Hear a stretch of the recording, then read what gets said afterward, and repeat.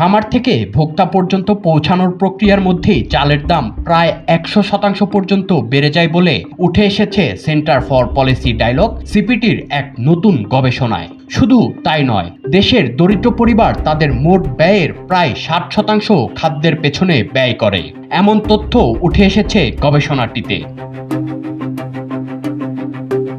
30 জুলাই রাজধানীর ব্র্যাক সেন্টারে খাদ্যের মূল্য শৃঙ্খল, বাংলাদেশের বাজার ব্যবস্থা, মুনাফা ও মধ্যস্থভোগী শীর্ষক গবেষণা নিয়ে এক আলোচনা অনুষ্ঠানের আয়োজন করে সিপিটি। সেখানেই উঠে আসে এ সকল তথ্য। সিপিটি জানায়, গবেষণাটি 10টি নিত্যপণ্য নিয়ে 810 বাজারের তথ্য বিশ্লেষণ করে করা হয়েছে। সিপিটির গবেষণায় দেখা গেছে, সব পণ্যের দাম একই পর্যায়ে বাড়ে না। পণ্য ভেদে সরবরাহ শৃঙ্খলের ভিন্ন ভিন্ন স্তরে মূল্য বৃদ্ধি পায়। উৎপাদন পর্যায় থেকে ভোক্তা পর্যায়ে বা খুচরা পর্যায়ে আসতে কত পার্সেন্ট মূল্যটা বৃদ্ধি হয়, ফার্ম গেট থেকে বের হয়ে সেটা যখন আস্তে আস্তে বিভিন্ন পর্যায়ে দিয়ে এসে আমাদের খুচরা পর্যায়ে আসে, তাহলে শুরুর মূল্য থেকে শেষ মূল্য পর্যন্ত কতটুকু বৃদ্ধি পায়। তো এই ক্ষেত্রে আমাদের চালের কথা বলে রাইস, পাইজা, মিডিয়াম, সেটা দেখা যাচ্ছে 100% বৃদ্ধি পায়। ডালের ক্ষেত্রে সেটা 78% বৃদ্ধি পাচ্ছে, পেঁয়াজের ক্ষেত্রে সেটা 87% বৃদ্ধি পাচ্ছে, আলুর ক্ষেত্রে 50% বৃদ্ধি পাচ্ছে, কাঁচামরিচের ক্ষেত্রে সেটা 116% বৃদ্ধি পাচ্ছে, বেগুনের ক্ষেত্রে 72% বৃদ্ধি পাচ্ছে, ডিমের ক্ষেত্রে সেটা 25%, কারণ সেটা আমরা দেখিয়েছি ডিমটা উৎপাদন পর্যায়ে একটু বেশি। বিফের ক্ষেত্রে সেটা 13% বৃদ্ধি পাচ্ছে, মাছের ক্ষেত্রে 10% এবং মুরগির মাংস বা ব্রয়লার চিকেন যেটা জ্যান্ত অবস্থায় আসে সেইটা কিন্তু আমাদের 22% বৃদ্ধি পাচ্ছে। গবেষণার বরাত দিয়ে সিপিটি আরও জানায়, দেশের দরিদ্র পরিবার তাদের মোট ব্যয়ের 59.8% খাদ্যের পেছনে ব্যয় করে। তবে ধনী পরিবারের খাদ্যে ব্যয় তুলনামূলক কম। পাশাপাশি খাদ্যের মূল্য বৃদ্ধির ফলে শহরের তুলনায় গ্রামীণ জনগোষ্ঠী বেশি চাপে পড়ছে বলেও জানায় সিপিটি।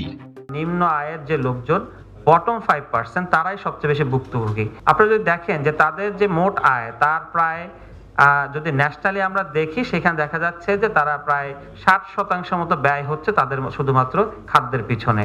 এবং সেইটাকে যদি আরেকটু ভেঙে আমরা দেখি যে আমরা যদি গ্রামীণ এবং শহরের ক্ষেত্রে, তখন দেখা যায় গ্রামের যে লোকজন তারা আরো বেশি ব্যয় করছে, প্রায় 61%।